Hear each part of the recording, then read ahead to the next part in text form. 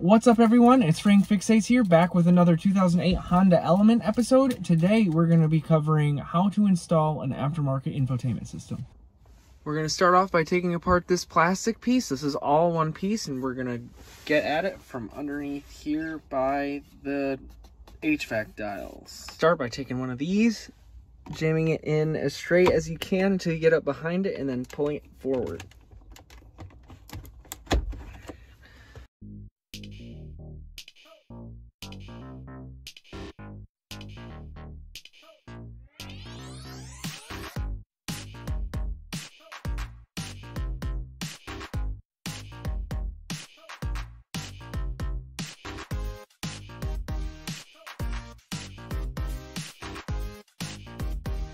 Then you're going to remove the 4 screws.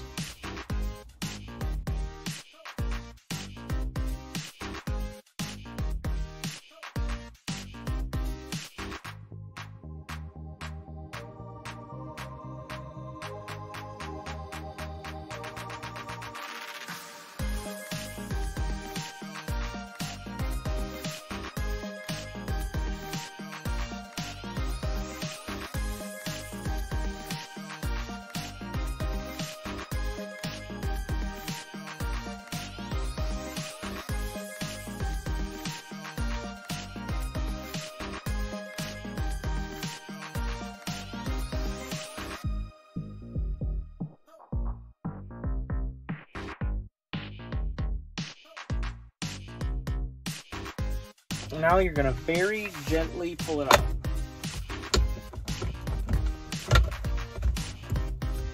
There's a blue connector here. You have to press that top rectangular part because that's a tab, and then you can just pull it out.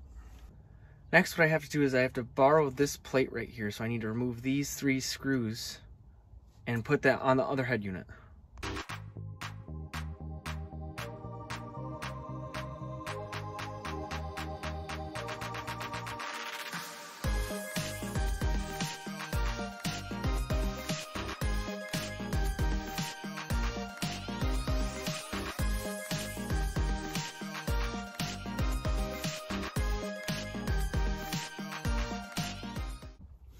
So next, what you're going to want to do is you're going to want to take these plates and put them back on the sides of your new head unit. But the problem is you don't know where to put these screws, right? So actually what you're going to do is you're going to use this hole and this hole. And you're going to take the left plate on the left side of the head unit if you're looking at it from the driver's seat. And you're going to want to place it like so. And you're going to want to place it down as low as you can go. So I'll line it with the outermost hole here, and then it falls somewhere between the middle and the top one down here. And then you'll do the same thing on the other side.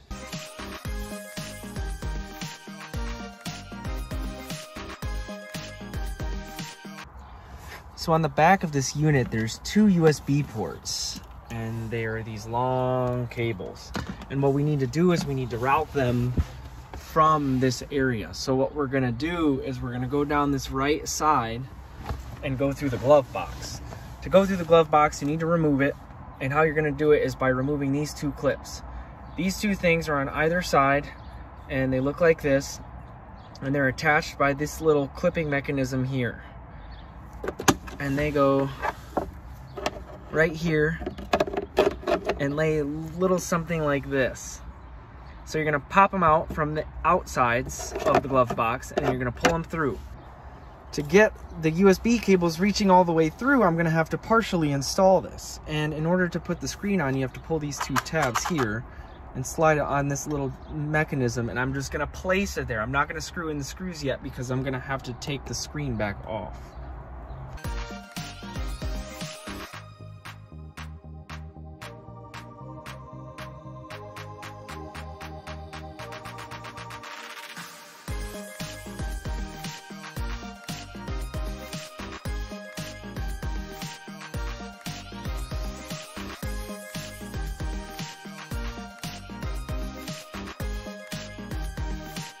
I went in between a wire loom and the HVAC system likely, and I went all the way down there, and then I just reached my hand up through and I was able to pull them back down, and now they're out here.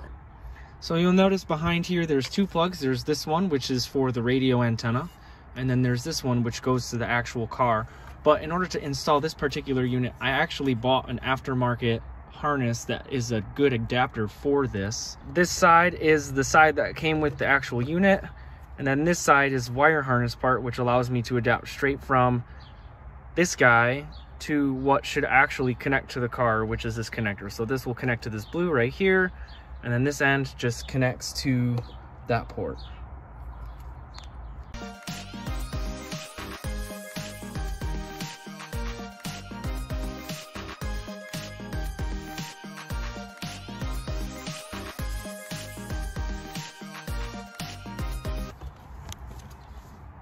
I'm also, before I'm gonna put this away, connect the microphone that comes with it, which allows me to be more hands-free with my unit. That microphone looks like this, which I will likely also route through the glove box.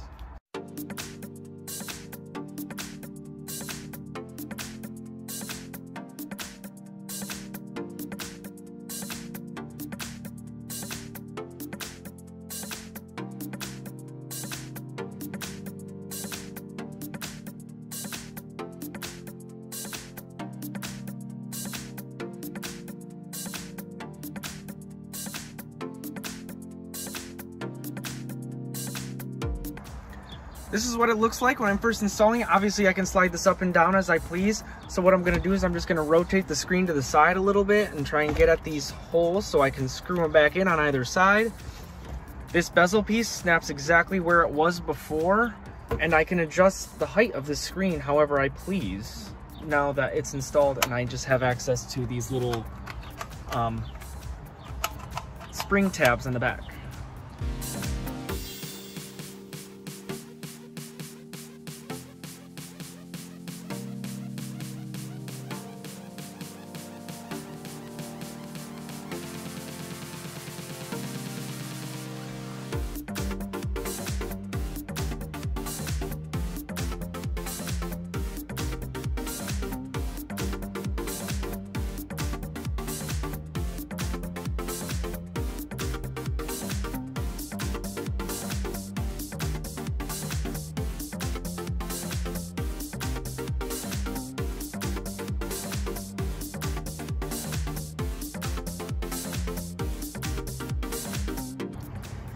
So I revisited this, and what I'm gonna do is I'm gonna give the passenger a charging port at their side, and actually what I'm gonna do is I remove this centerpiece here that goes here, and I am actually gonna probably drill a hole through the top here and make a gap so that I can put the USB in between the driver and the passenger and have it come out the side. That way it looks a little bit more seamless, doesn't look like it's laying somewhere where it's not supposed to be. And I'll probably do the same thing with the microphone too, is I'll feed the microphone in with this USB connection so it looks cleaner.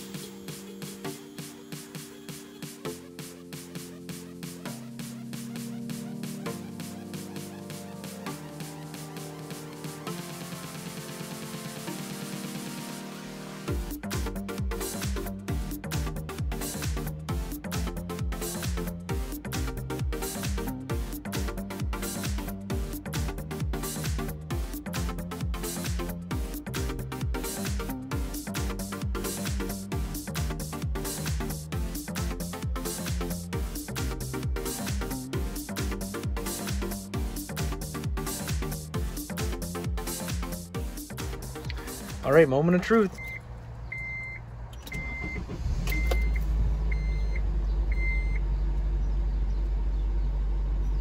Nice. So I've never browsed through these menus before, but I guess this is the home page. Oh, I can do a mirror link. I can look at my SD card. I can look at my camera. I didn't install the camera To me, it's not that important to have that feature. Maybe I'll do it later. I still have it, but I can do that later if I want. I can go to the radio. Let's talk about the keys. I change FM, AM here. You touched on. Ooh, I can drag it. That's cool.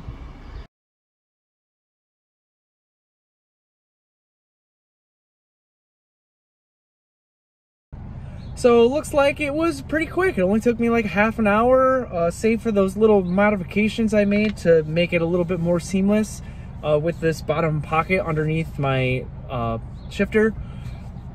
But yeah, this is pretty sweet. Really happy with the purchase, really happy with the turnout. Maybe set up the backup camera later. Thank you guys so much for watching, and I'll catch you guys in the next one.